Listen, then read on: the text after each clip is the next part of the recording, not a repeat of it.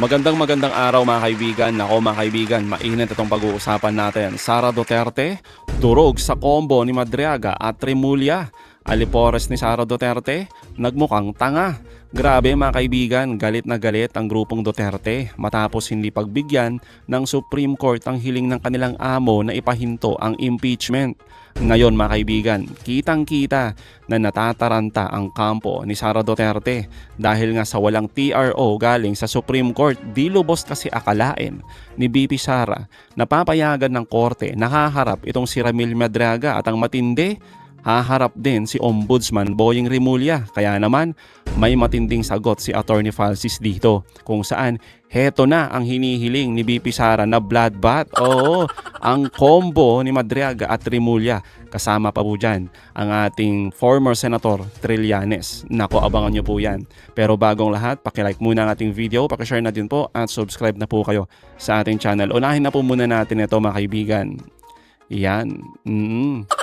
Hindi naglabas ng TRO ang Supreme Court para pigilan ang impeachment proceedings laban kay BP Sara. Sa madaling salita mga kaibigan, tuloy na tuloy ang impeachment. Ngayon mga kaibigan, meron na namang palusot itong mga alipores ni Sara Duterte. Bakit daw sisipot si BP Sara at sasagot sa Kamara samantalang si Pangulong Marcos hindi daw naglalabas ng medical records? Mga kaibigan, ito yung palusot nila. Pakinggan po natin, saglit lang to.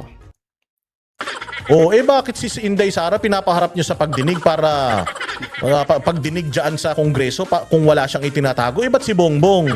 Kung wala siyang itinatago, hindi siya addict, ba't hindi siya maglabas ng drug result, yung drug test result, hair follicle test? Ba't hindi niya kaya? Let's apply the same logic to Bongbong Marcos. Kung ang logic ninyo kay Inday Sara, hindi siya humaharap at siya ay may mga temporary restraining order or certiorari silang fina-file sa Supreme Court at sinasabi niyong umiiwas siya, let's apply the same logic. Kung hindi umiiwas si Bongbong Marcos, Claire Castro, at mga loyalistang mga bobo at mga dilawang mga walang utak, kung hindi umiiwas si Bongbong, bakit hindi siya maglabas ng negative hair follicle drug test result? Kung talagang wala siyang sakit, kung talagang wala siyang cancer katulad ng mga kumakalat ngayon sa social media. Tapos mga kaibigan, yung nagpapakalat, nasa grupo lang ng mga dilis, diba? Paninira sa ating Pangulong Marcos. Nakakaaliw talaga itong mga DDS mga kaibigan, paano sila gumamit ng lohika, diba? Logic daw mga kaibigan. Grabe, puro logical fallacy. Parang yung isang senador mga kaibigan, ganito diba? Kapag wala nang maisagot sa argumento, gagamit ng ibang issue, di ba? Para hindi sila maging sentro ng usapan. Ganyan, Duterte style mga kaibigan, estilo ni Sara Duterte yan, tsaka ni Digong. Imbis kasi nasagutin yung mismong issue, nagbabato ng ibang issue para ma-divert ang atensyon ng publiko. Di po ba? Simplihan na lang natin mga kaibigan itong sinasabi nito, yung regarding kay Sara Duterte at kay Pangulong Marcos, mga kaibigan. Simplihan natin para naman maintindihan ng mga dilis. Alam niyo po, itong si Sara Duterte, kailangang humarap sa sa impeachment hearing. Bakit? Dahil nga may legal basis. Isa itong constitutional process. Yun lang yun mga kaibigan, kaya dapat humarap si Sara Duterte. May kinalaman po ito sa paggamit ng pampublikong pondo tulad na lamang na ng napaka-controversial na confidential funds. Yun lang yun mga kaibigan. Yung kay Sara Duterte, legal basis. Yung kay Pangulong Marcos mga kaibigan, na hair follicle test daw na iniiyak ng mga DDS. Personal na issue yun Anong kinalaman yan sa constitutional process natin? Wala. Diba mga kaibigan? Kahit gaano pa ito kagustong makita ng publiko para sa tinatawag nating moral transparency, wala namang batas mga kaibigan sa saligang batas na nag-uubliga sa ating Pangulo, sa ating Pangulong Marcos na magpa-drug test, di ba? Para mapanatili sa kanyang pwesto. Wala pong diyan, wala pong obligation yan o inuutos ang batas para dito. Kay Sara meron, di ba? Kaya nga mga kaibigan ang totoo niyan, takot si Sara Duterte. Yun lang yun, na humarap sa kamera. Lalo na ngayon, di po ba? haharap si Ramil Madriaga eh. Tapos si Boying Rimulya, haharap pa. Pakinggan po natin to, si Attorney Falsis. Matindi po ito. Obviously, she is afraid of Ramil Madriaga. There's a very exceptional case to Ramil Madriaga na si Madriaga lang ang critic niya at ang parang nag-defame sa kanya na kinasuhan niya ng perjury. Ako. Pero huwag niyo pong kasuhan. So hindi ako kinasuhan. Madami ibang critics, hindi naman niya kinakasuhan. Madami namang ibang witnesses na nagre-revelation tungkol sa kanyang mga kalokohan, hindi naman niya kinasuhan. Yun ang unang tanong, bakit si Madriaga ang single out ang kinakasuhan niya? Totoo. That means she's so afraid of what Madriaga can say. It's not because Madriaga is so defamatory. Because if that were true, bakit wala siyang ibang kinasuhan ng libel? Just to get back to the Isip Pilipinas in relation with the importance of Madriaga's testimony, among other things, Madriaga kasi is the missing link how the 125 million in confidential funds was spent in 11 days. Yeah.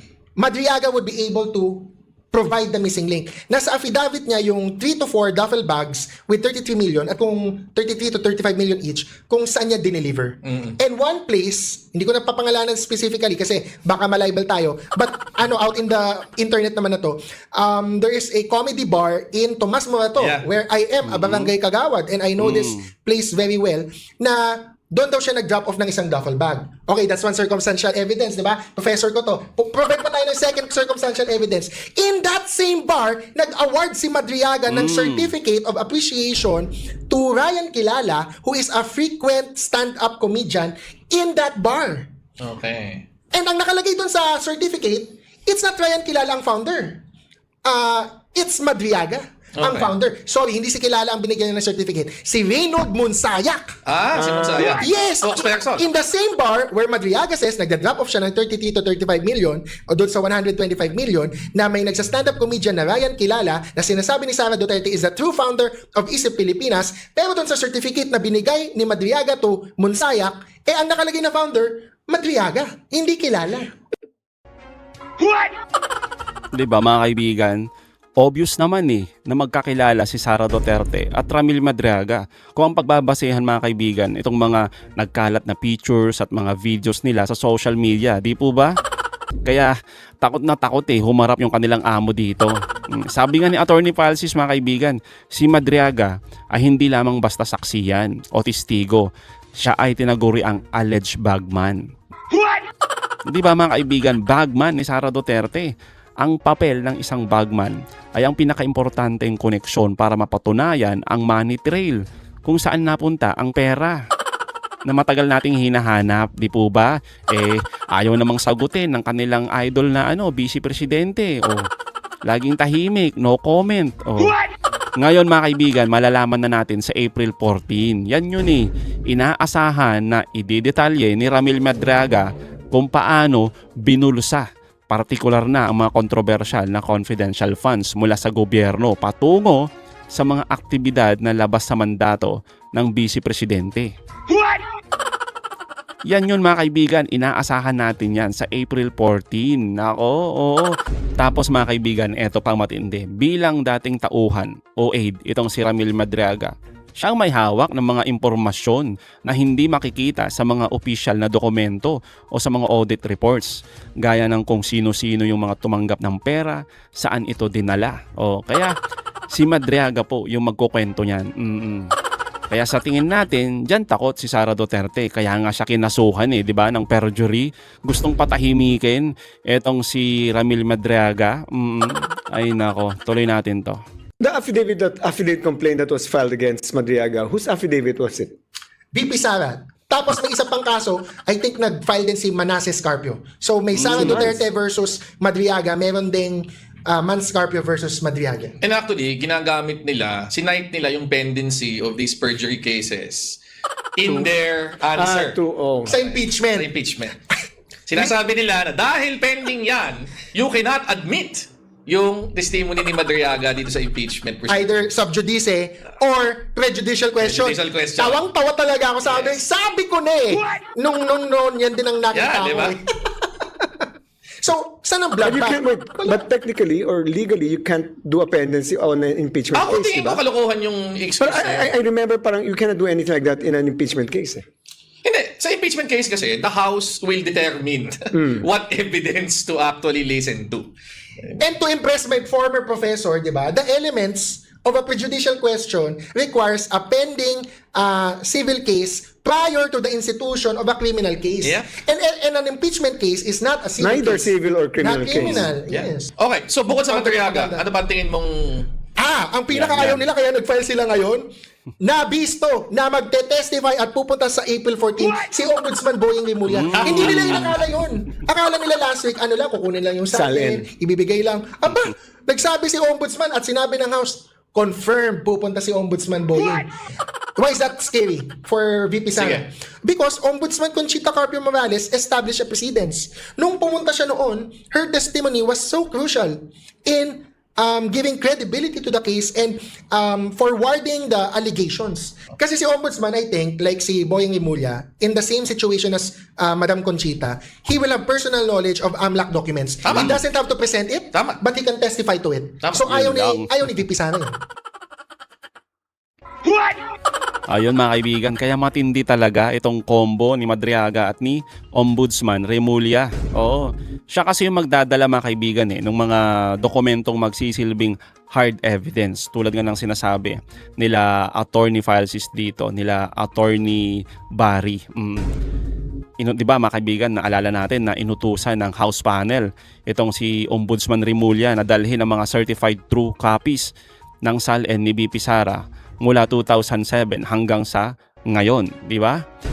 Ito ang gagamitin kasi mga kaibigan ng mga mambabatas sa Kamara para i-compare ang kanyang actual wealth sa kanyang declared income.